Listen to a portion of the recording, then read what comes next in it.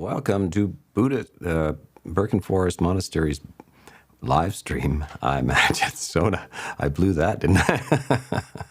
Okay, ask the first question, Pia, so we can move on. Glad to help you, Ajahn Sona. Yes. Our first question is from the question bar, and it's from Emperor Palpatine. In DN 15, the Buddha refutes various ways in which self relates to feelings.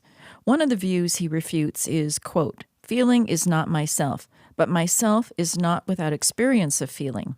He refutes it by saying if feeling were to cease without remainder, then in the complete absence of feeling, with the cessation of feeling, could the idea, quote, I am this, unquote, occur there? Can you explain how this refutes the original claim? Couldn't someone argue that sometimes the self feels and sometimes it doesn't?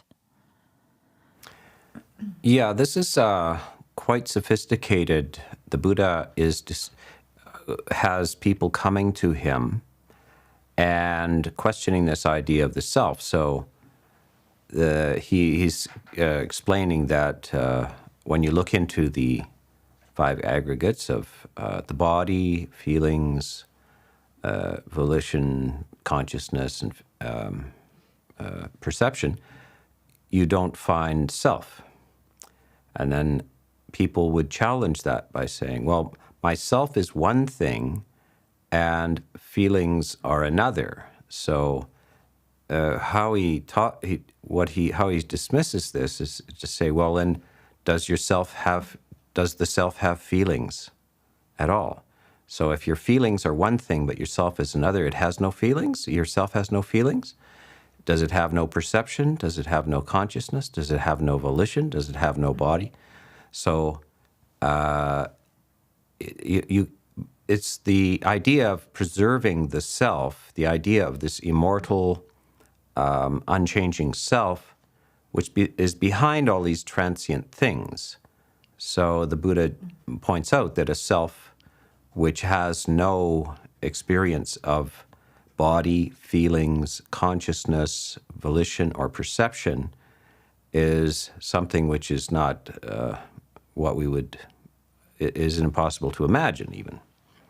What is that worthy of being called a self? So the idea of when the self being preserved when feelings cease is similar to that argument. What it comes back to is, does the self have feelings or not? And if it's something that's behind all of these transient experiences, then it has no experience. So that's how you make sense of this. But you have to go to this original argument, and a lot of people haven't. Some types of Hindu Vedantic type of teachings, Advaita, Vedanta, non-dual teachings have this sense that there is a self, but it's unaffected by these things and so forth. And this is kind of an answer to that, is like the critique of that is that whatever is some sort of self that has no transient aspect to it is what are you even talking about? It's not possible to conceive of something like that. Yeah.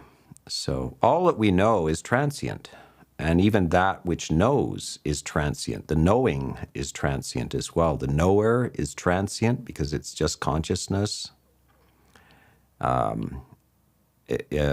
experiencing things. Yeah. Okay, next question. Next question is from Scott and Nicola in Amsterdam, Netherlands. Dear Ajahn Sona, as I learn more about the various schools of Buddhism and other spiritual practices, I am beginning to see differences related to the kinds of meditations they do. It seems like there are infinite number of options. Other than anapana and metta, what are the most common meditations done in Theravada? Are there any kinds of meditation Theravada practitioners avoid? Classically, there are 38 meditation topics. And they're all useful in certain applications for certain times and certain people. As far as amongst those 38, are there any that are not done? Well, certain topics are maybe problematic for certain people at certain times. They're especially what is called asubha, or meditations on the disgusting aspects of the body. There are a lot of people who have issues with their own body, and maybe issues with bodies in general, and they already have a certain level of problematic psyche over the nature of their body, and they shouldn't dwell on the disgusting nature of the body if they can't see it in the right way. So that would be an avoidance. When people hear this teaching called anatta, which is no self, that can be disturbing as well. They might panic, did the self I used to have disappear? Do I exist? Things like this. We need understanding, and we need kind of emotional health to do certain types of practices. One practice which is fairly benign and can be generally assigned is just loving kindness, goodwill. So that it can be helpful if you have a skilled, experienced teacher who knows you well, that has talked to you and so forth, for getting these type of practices. Yeah. So yes, 38 classical types of meditation practice. I won't list all 38, but there are lists. Just Google it or go to what do they call it, Sutta Central or something. They'll list the classical ones. But don't confuse this with the 37 requisites of enlightenment. By the way, I have given a nice online course about that. There are still 4 of them to be put up, but I went through all 37 requisites of enlightenment, important aspects of enlightenment. But the 38 meditation topics are a different list. Yeah. Okay, let's move on. Next question is from the live stream from Indra in BC, Canada. We are consciously aware of painful and pleasant feelings. Why are these not included in VIññāna, since they are directly experienced, just like vision, sound, taste, etc.? Well, there are 5 aggregates. Feeling is one of them. VIññāna is consciousness, and that's another one of the aggregates. Now, so let me, again, this is a very central type of knowledge for if you're learning about Buddhism. A human is divided up into 5 sort of parts, 5 heaps, 5 lumps. The body is one. Feeling is another, like pleasant, neutral, or painful. And then perception, which is more or less learned memory about the objects of the world.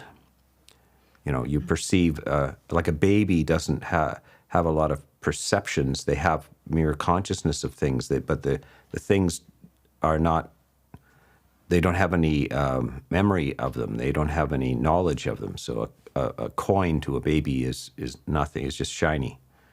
But to a 5-year-old, they can identify it as a coin, and they can identify it as money, etc. So that's perception. And then consciousness is that which rises when, if you are conscious, sometimes you're asleep, etc., and you have a working eye or ear, and a sound appears, or a sight appears, an object appears, and then consciousness arises on the conjunction of those 3 things: the object, a working organ, and consciousness. Then this particular consciousness arises. And then volition, that is, you make decisions in life.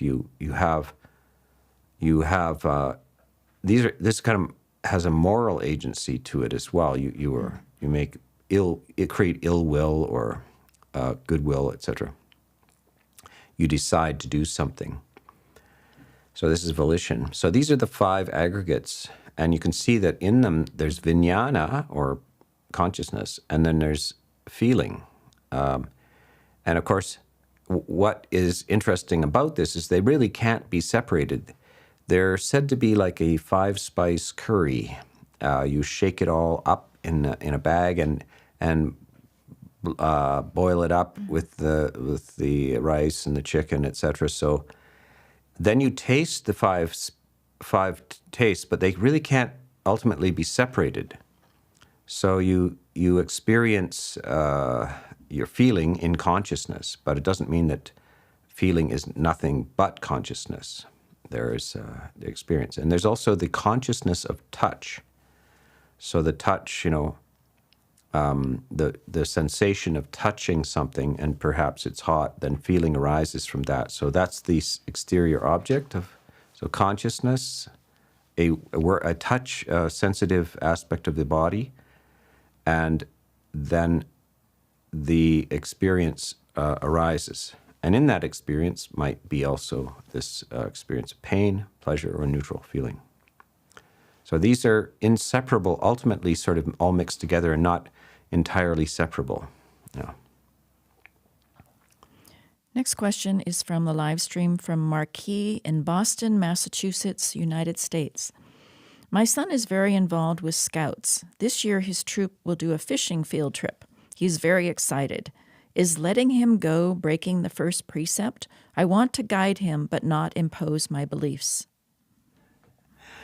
Well, it's your job as the dad to impose your beliefs. He's not old enough to have wise judgments about the world, and you do. So you are to impose ideas. What if they want to go off and hunt other kids? You're going to say, no way. There's all kinds of things that you're going to just not let them do. Other kids like to throw stones at people's houses or something like that. Your kid is not going to do that. So, yeah, you make a decision. You say, no, that's not what we do. This is, we don't, if it's your case, we don't fish. We don't hunt, we don't fish. And there's lots of people in the world, you can remind them, there are many people in the world that don't do those activities. They've either never done them because of their beliefs, or they've given them up, having remorse about causing pain and death to living creatures. And by the way, these creatures do have feelings. A fish does feel pain. It's virtually impossible to survive as a creature if you don't feel pain. And it's an important element to it. And the fish, just like other conscious beings, avoids painful situations and also prefers not to die. They're not very conscious of this. Animals are not all that conscious, but they definitely show behavior which is called avoidance of death and injury and pain, etc. So you just maybe have to explain it to them. Yeah, fish feel this. They're not like humans. They're not as sensitive or reflective like humans. You have to distinguish levels of being, but you don't particularly want to inflict pain on these. They're quite conscious beings. There are other people who they like fishing, but they use barbless hooks and they throw them back in, etc. But even that is there's a certain level of cruelty to that. The terrifying experience, be jerked out of the water, or the pain of the hook. So yeah, you got a problem there, because maybe you say he's very excited about this and he wants to go, but there are other ways of experiencing nature. And just going in and appreciating it, taking pictures, swimming with the fish, going to the aquarium, that kind of thing. Lots of people are regular divers, and of course there's things like whale watching and things like that. So there's alternative ways to experience nature without having to kill or fish something. Yeah. Okay, next question. Next question is from Upasaka Noe from Mexico. Dear Ajahn Sona, could you give some thoughts about if there is a relationship between the underlying tendencies and genetics? What are the Buddhist thoughts about the now named sexual orientation? The now named sexual orientation. Oh, yeah, there's a great fever running through society. This is a new thing, especially in the Christian West. Christianity, what are called the Abrahamic religions, Judaism, Christianity, and Islam, in general, do not have a theory of past lives. So they seem to have an idea that you just arrive out of nothing. I don't know. God creates you out of nothing, and you live, and then, at least in Christianity, perhaps in Islam as well, you then, when you die, you go to heaven or hell, and you're eternally there. Buddhism doesn't have any of those structures. You arrive from a previous life, and maybe this kind of epidemic of people uncomfortable with their gender is an indication of recalling maybe a different gender in a previous life, and from a Buddhist and also Hindu perspective. And remember that between Buddhism and Hinduism, it's a substantial portion of the world's population have some sort of belief in reincarnation. You can change genders between lives, and you may end up in a male body or a female body and have come from a different body. And this is where you would have you might have some sort of problem. Some might have come and not have a problem with the new gender. Maybe they were looking forward to becoming a man or becoming a woman or something like that, and they arrive.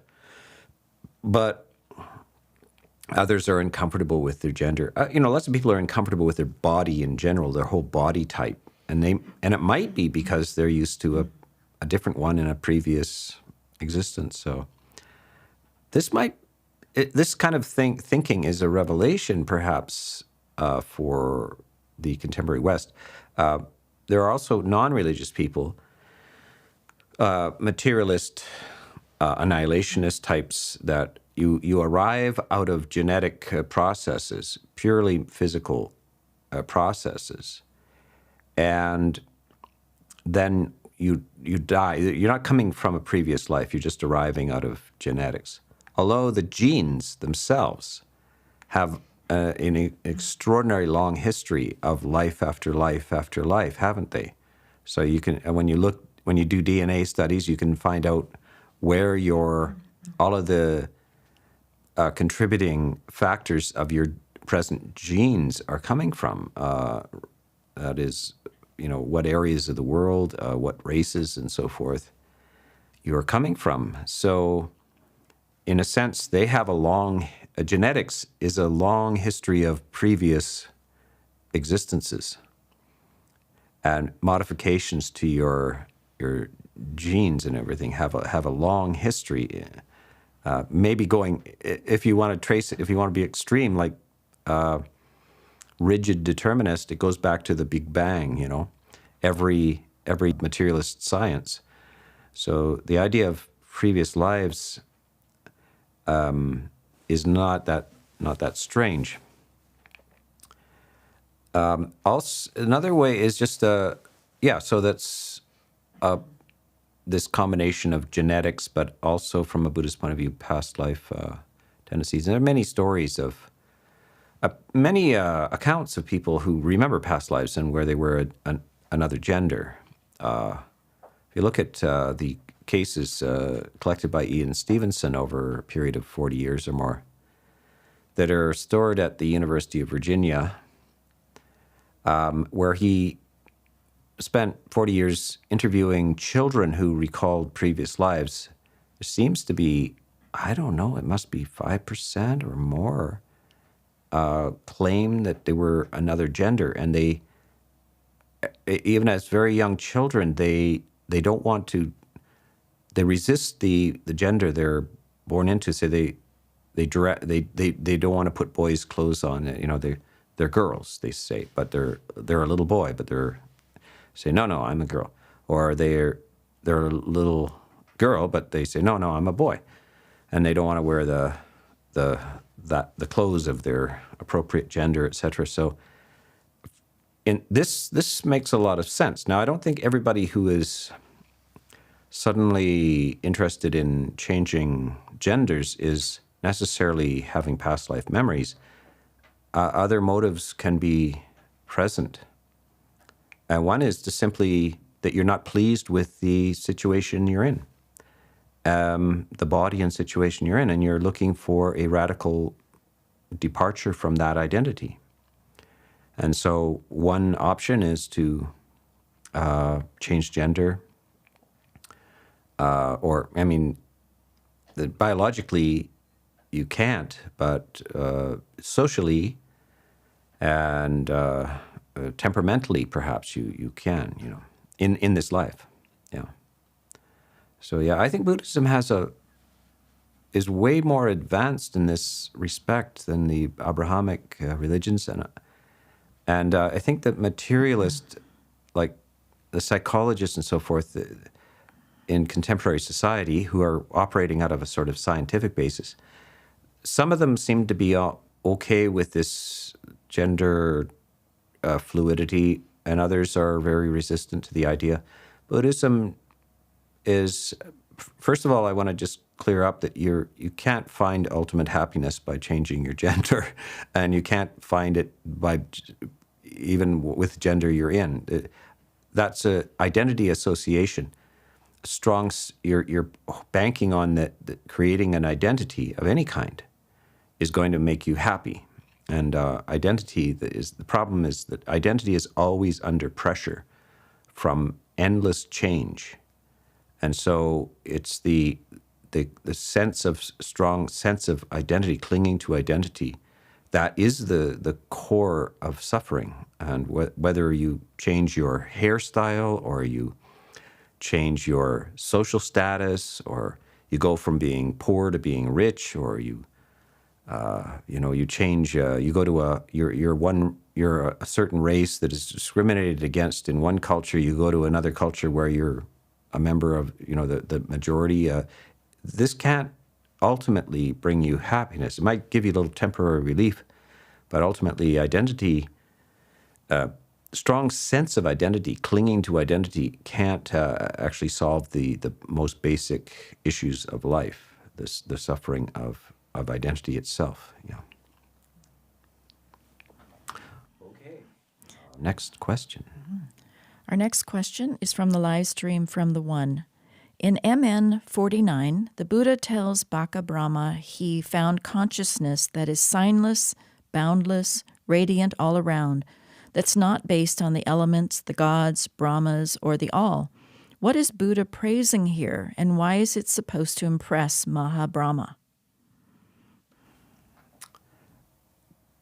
This is, he's praising some sort of consciousness, which, you have to know a little bit about Buddhist cosmology. The Brahma realms are what we in the Christian West or the religious West. These are the realms of heaven, which the Buddhism is completely familiar with.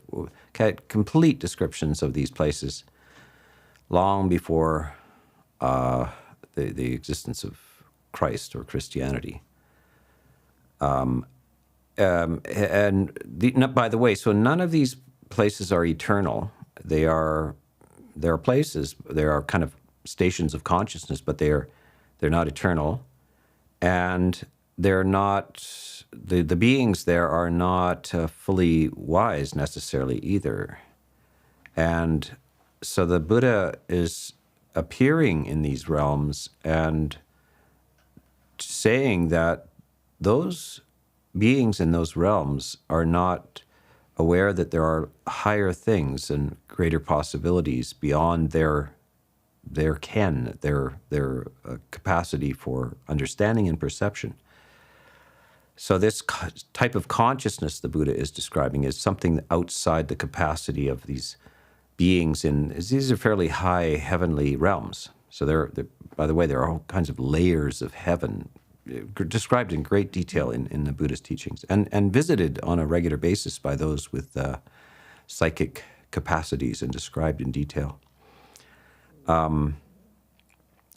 So this particular type of consciousness is problematic for the commentaries as well. Nobody seems to know exactly what is being described there. Sometimes it's said to be nibbana, but nibbana is not a consciousness. It's never described as you can be conscious of nibbana. You can be liberated and have experienced nibbana, or the cessation of greed, hatred, and delusion. Your consciousness is purified, etc. So that kind of thing. But consciousness nibbana is not a consciousness. So yeah, it's just a little glitch or problematic passage in a sutta. Some monk had to remember this. I was going to say write it down, but they didn't write down these things until much later. Some monk who was listening to the conversation or had the conversation repeated to him must have had it repeated to him by the Buddha, because who is there? The Buddha is in heaven talking to the brahmas, the deities. So who's listening to this discourse? How do we have this discourse in the suttas unless the Buddha told a monk about it, and that monk memorized it and then repeated it to other monks so that they could remember it? But the monk who listened to it, it was probably out of his range of understanding as well what the Buddha is talking about by this. Possibly the word pabhasara, like a luminous type of consciousness. So this happens in some of the suttas. There's vagaries and so forth. Because the suttas are so voluminous, there's such an immense collection. It's certainly in religious history, there's no one who has left more discussions behind than the Buddha. When you look at the Bible, for instance, it's a collection of books and various authors. What is said by Christ himself is very small. It can be written maybe on both sides of a napkin. The Quran and so forth is also a very small collection of things. When you look at the Pali Canon, the discourses of the Buddha and so forth, it's huge. The Buddha had a lot of time. He had 45 years to teach, and he was quite prolific in his talking and teaching, and he had thousands and thousands of very mature monks and nuns who very carefully memorized and discussed these things and learned them. So he had a very large following during his life, and a large community which flourished during his life to retain all of these things as well. But because of this volume of discourses, you can get the gist of what the Buddha is saying, even though they're like little obscurities in the midst of all of these, the great number of discourses. You can always get the main themes, and there'll be many, many discourses which will describe the whole skeletal structure of the Dhamma that the Buddha teaches. So let's go on to the next question, Pia. Next question from the live stream is from Kathy in Indiana. What can I practice that will stop me from having empathetic suffering when people lay their troubles on me? Should I isolate more? Well, yes, you can isolate. You shouldn't be just a dumping ground for everybody's troubles, especially if you have empathetic suffering, because it's more or less understanding that empathy is not suffering if it's rightly understood. We're often taught that compassion is grief over the suffering of others. But from the Buddhist point of view, it's not grief over the suffering of others. It's loving kindness for those who are suffering. And loving kindness is not grief. Loving kindness is actually a beautiful emotion. Loving kindness is intrinsically beautiful, and so it's like, the baby is crying and the mother is very lovingly finding out what's wrong. She's not suffering over it because babies cry a lot, So, change the diapers or feed it or, pick it up or talk to it or sing to it. This is the proper reaction, not to burst into tears because the baby's upset. Babies are upset. People are upset. They have issues in their lives they can't resolve and so forth. It's not your problem. Your job is to cultivate well-being and happiness as you would wish for them. I mean, you don't wish they would be saturated with empathetic grief. You wish that they would be well and happy. So this is what you wish for yourself at the same time. Even though there are terrible tragedies going on in the world, it won't help if you add your suffering to them. How does it help anybody if you suffer too? If somebody comes into the emergency ward and you're a doctor, I hope you don't burst into tears. I hope instead that you just compassionately exercise your skills for treating the physical and emotional pain that the person's in. We don't need you to be in pain too. So if somebody cuts themselves, you don't cut yourself as well. You need to be healthy. The doctor needs to be healthy and happy because they function best that way. And it's because people are going to come in all beat up and in terrible condition. Same for the psychiatrist or the psychologist. Because you're in a field where you're going to deal with a lot of people that have suffering, you need to be extra healthy. You need to be extra not suffering. And that doesn't mean you're callous to the situation at all.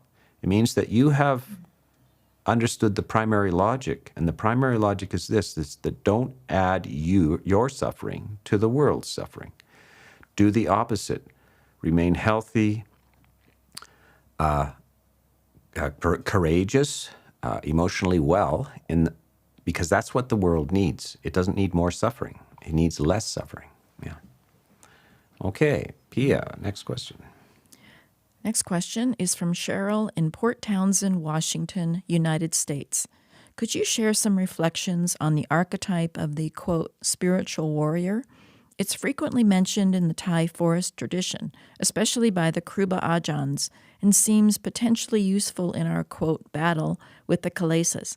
How do I separate the connotation of war and violence from this image? Yeah, some teachers give a simile, a metaphor that spiritual practice is the same kind of courage that you need in war, and that you are to defeat your enemies. We have to be careful with this, of course. This is in Christianity as well. There's all kinds of. I think Christ says, "I come not to give you peace, but a sword." But at the same time, he seems to be a very pacifistic.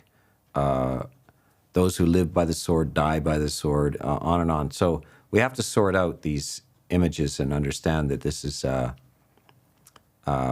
kind of, it's like struggling with weight loss or something. It's like more or less the courage to go on a diet and face your demons, which are addictions and problems need to be overcome, and they're very powerful enemies to one's well-being.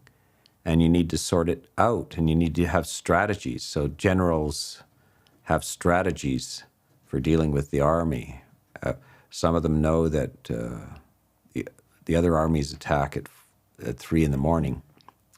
3 in the morning courage, it's called, because the army, you know, when you are in your bed and your mind is weakened by sleep and so forth, then the worries of 3 a.m. come to you, and that's the time for 3 a.m. courage and clarity.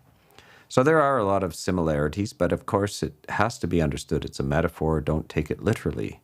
And if it's useful for you, then use it. But if it's not useful for you, then don't use it.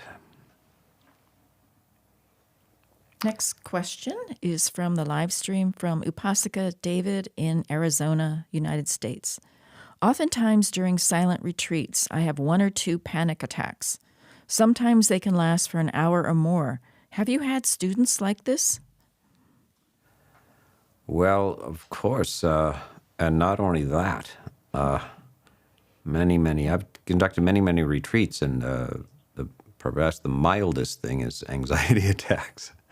People don't realize it can be very powerful. You sit in silence and face your mind, and some stuff in your mind is not, you're not really aware of what's percolating.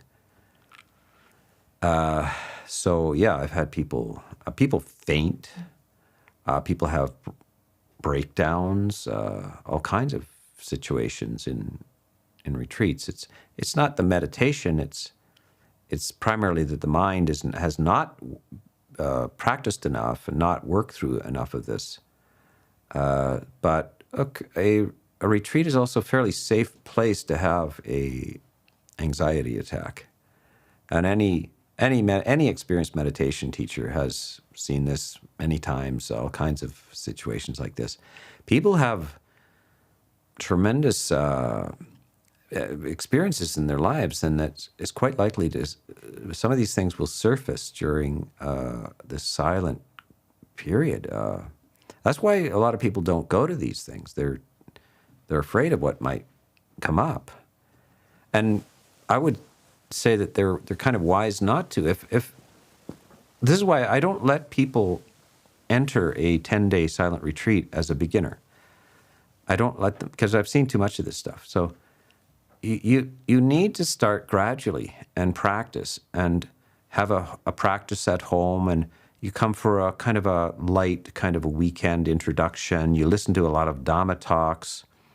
You have confidence in the Dhamma. You start to get familiar with it, and then you practice so that you have some experience. So this is like going skiing the first time on a double black diamond kind of ski hill, running.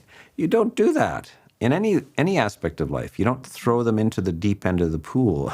You don't dive off the 10-meter tower. You start gradually. And so this is important for mental health. And I think that a lot of people, without any qualifications at all, can teach these retreats. And they just invite anybody in off the street for 10 days of silence. You're going to have some serious side effects from this. So yeah, it can be a problematic thing. It's not good for everybody, and everybody's not ready for it. So you work on this gradually, and you develop self-confidence and learn to deal with these things. But again, an anxiety attack in a silent retreat is a pretty good place to have an anxiety attack, Okay, next question. Next question from the live stream is from Trevor R. in Guyana. If one was to end one's life through voluntarily stopping eating and drinking, is this considered a karmic mistake by Buddhism? Well, that's on the edge of things. We're like, we're not ethically bound to stay alive, but we are ethically bound not to kill ourselves intentionally. So the absence of, like, deciding not to take extreme measures to extend the life is different than asking to be given some sort of poison pill to terminate your life. So these things are pretty well recognized in medical circles, that there's two ways. It's like the lack of interest in, if you're sick, the lack of interest in eating is very common. And what's the point of forcing that?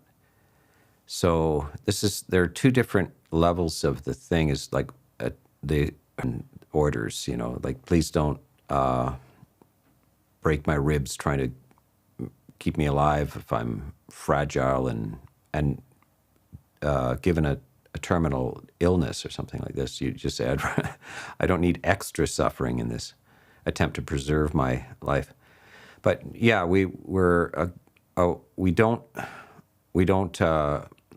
sanction deliberate suicide. Suicide is the intentional killing of oneself.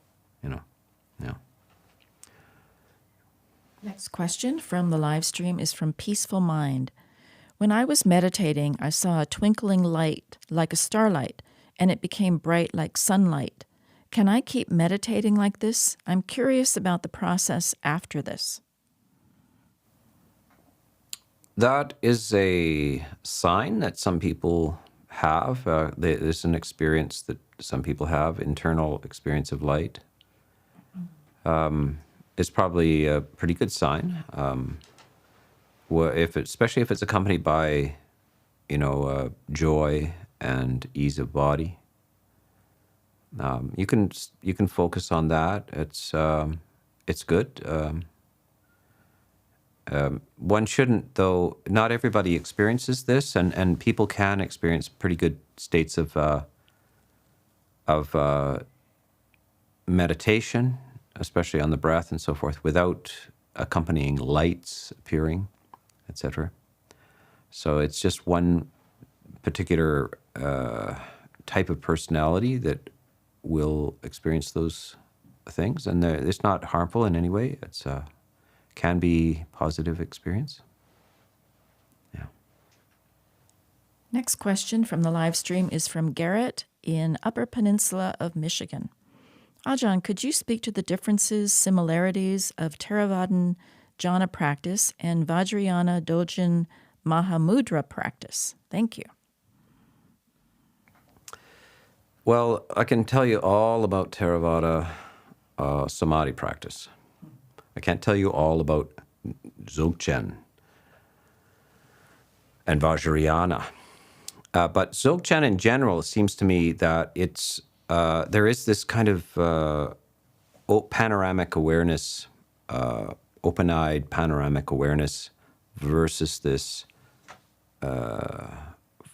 internal disappearance from the external world, from the sensory world.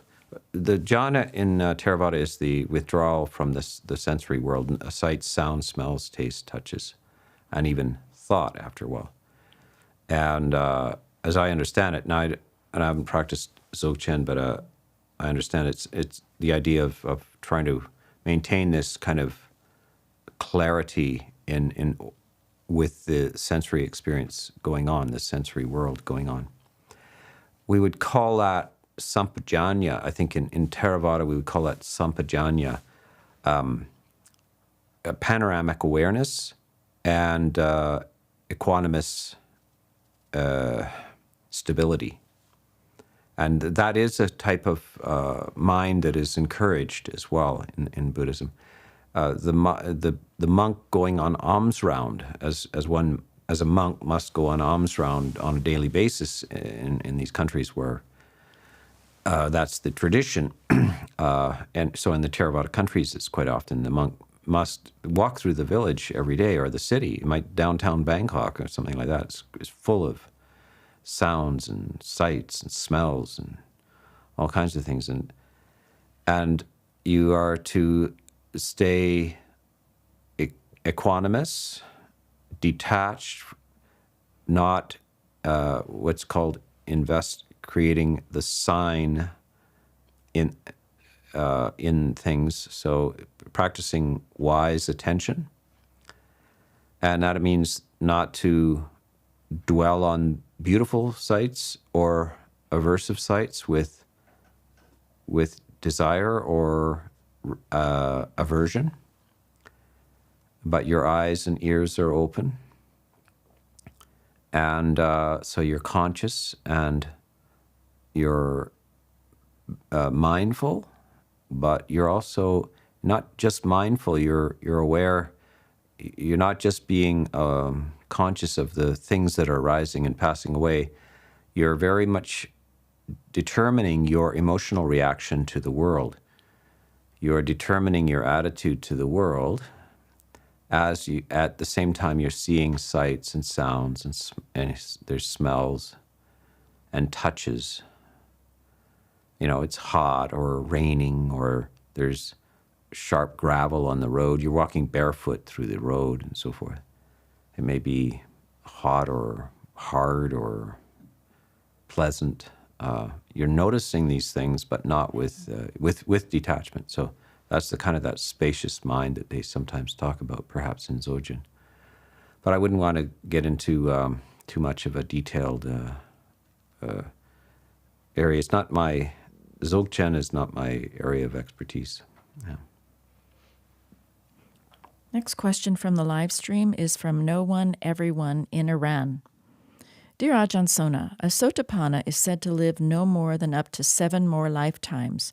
What are the governing factors that make one reach liberation in a single lifetime and another one 7 more lifetimes? Well, if even you attain the first stage of enlightenment, and basically the gas line has been cut. It's just a matter of like how much is left in the tank, or whether the gas line gets fully severed. If it's only oozing a little bit, eventually you'll run out. You've seen something about the nature of reality, and it's just a matter of time now. You're going to run out of your enthusiasm for and misunderstandings about the nature of reality.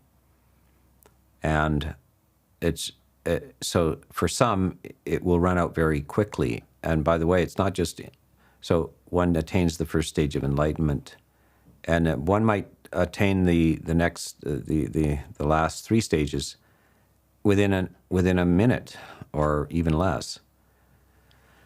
And others will take a day or an hour or a month or a year or a lifetime or 2 or 3 or 4, they say up to 7. I'm not too sure if it's all that precise or literal, but it's a good number, 7 lifetimes at most.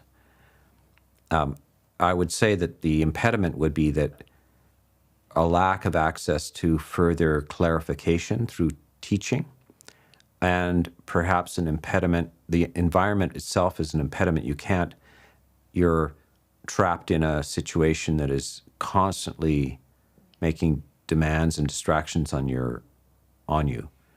You're in a family with 10 children, and there's a war going on, and there's a famine happening, and you're running from morning to night. You're just trying to squeak by and live, and then your life is shortened. Somebody kills you, and on, and you come back, and then you have to find your way back to the Dhamma. You don't find it till the middle of your life. You start to get tuned in again, and then die again. This kind of thing. So it has to do with fortunate circumstances and availability of good teaching, and the opportunity for that person to pay attention to that accelerates the process. And if those things are an impediment, then it'll take longer. Yeah. Next question is from Upasaka Vicky in Vancouver, Washington, United States. Dear Ajahn, would you please speak to the actual practice of emptiness, the ways to deepen one's direct knowing of emptiness, such as the Buddha describes in MN 121? Yeah, the type of emptiness that we speak of in Theravada, you'll hear the word emptiness a lot in the Mahayana schools, but it does originate with the historical Buddha. Sunyata is the word. Sunyata is like an empty place, like a valley with nothing in it, like just no trees or something like that. So its primary reference, though, is actually to the absence of the self, the anatta. Sunyata and anatta are very closely linked. And so emptiness is that particular sutta, I think is called the Chula Sunyata Sutta, the lesser discourse on emptiness. And emptiness, so is like a vacant place. So it shouldn't be too mysterious. And so the process is taking things away. It's a gradual process of removing things that the more things you can take away, the less you're left with. And you can see this in the higher types of meditation practices. You start meditating on space itself. And how do you do that? You start with imagining a circle with a hole in the middle. And then you imagine expanding the hole until the circle is gone and there's just nothing but space left. And then there's awareness, but I'm conscious of this space. And then so you think, well, consciousnness is all embracing. And then you try to get rid of consciousness, the sense of consciousness, by focusing on nothing. But then you realize that nothing is a perception. And so nothing is a kind of a, by the way, it's a very problematic idea of thinking about nothing. You can't, if you're thinking about anything, it's not nothing. So I must say, by the way, there's a parallel in the Greek philosophers. Parmenides says that you cannot think about nothing. You can't think about nothing because anything you think about is not nothing. So then there's trying to get rid of the perception. So then the perception of nothing. So, but there's a minimal perception left, etc. So you can see that what it is a series of like removing things, clearing away one thing after another to try to empty out consciousness or empty out the universe in a sense. So that's the practice of this. Well, you can do it in another way, I think in a modern way, and I think physicists are kind of doing this, that we look into what seems to be solid, right? So you look at a table, and then you ask yourself, well, what's the table made out of? And this is even what the Greeks did as well. They say, imagine a piece of wood, and you cut it in half, and you cut it in half, and you cut it in half, and you keep cutting in half until, is there a point where you can't cut it in half again? And they called that thing that you couldn't cut in half an atom. What atom means in Greek is that which cannot be cut. So there must be, the Greeks felt, and by the way, this is contemporary with the time of the Buddha. The Greeks felt that there must be something, reality has to be made out of something. And there must be a little particle that can't be cut, and that's called an atom. And so, but we can never verify that for 2,000 years later, 2,500 years later. It's only in the 20th century that they started to see, sort of realize there are such things as atoms. But then they inquired into what is an atom made out of, and it turns out it's full of parts. And those parts can be all taken apart, and so eventually it goes down to some sort of thing like a wavicle and disappears. So that's another way of going to emptiness. Like, what is the foundation of material reality? And when we look closely, they talk about quantum soups and stuff. They're all inconceivable. They're words that don't have corresponding images in your mind. And so that you're moving towards emptiness in that direction, just on pure physics as well. So that's the kind of process. Is like is removing things until you're coming to this, that it's empty. You've licked the bowl clean. There's no more ice cream at the bottom. Yeah. Okay, we have one more question. Time for one more question. Yeah. Okay. Our final question today is from the live stream from Sun Tzu in Miami, Florida. Dear Ajahn, do we reincarnate within a time lapse, and how long it usually takes in Earth time? Well, there's like the process of life is continuous. So there is no lapse. There is a continuous stream of consciousness, and the fact that consciousness departs the body and continues to stream. By the way, there's a dialogue about this. A monk named, I think his name was Sati, starts explaining the Dhamma. He understands the Dhamma as like the consciousness jumps out of this body and into another body, and the Buddha calls him and says, that's the wrong idea. I didn't say that. What he means is that there isn't a substantial consciousness, an entity that is unchanged, that leaves this body and goes to the next body. So he's insisting that just consciousness is a momentary, moment-by-moment process, one moment dropping away and another moment rising. And that stream of dominoes knocking into each other is what's going on. And so there is no actual gap between these two things, one life and the next. This is actually a point of controversy between two schools. One is the Theravada holds that there is no such thing as what's called an intermediate life. There's a specific Pali term for this called antarabhava, between existences. And the Theravada says there is no between existences. But then there's, like the Tibetan schools have this intermediate life, Gandharva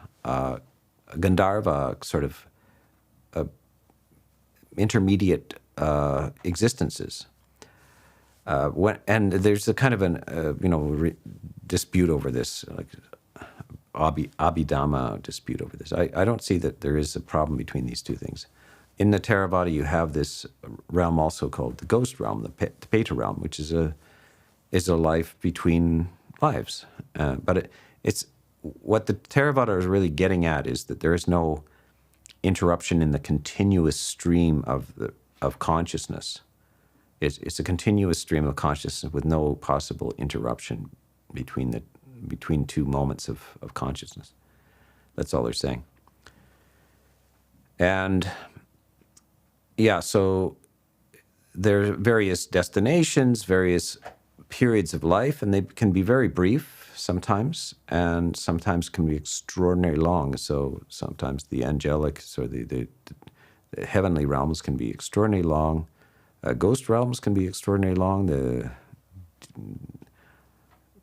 realms of pain, the hellish places can be extraordinarily long as well.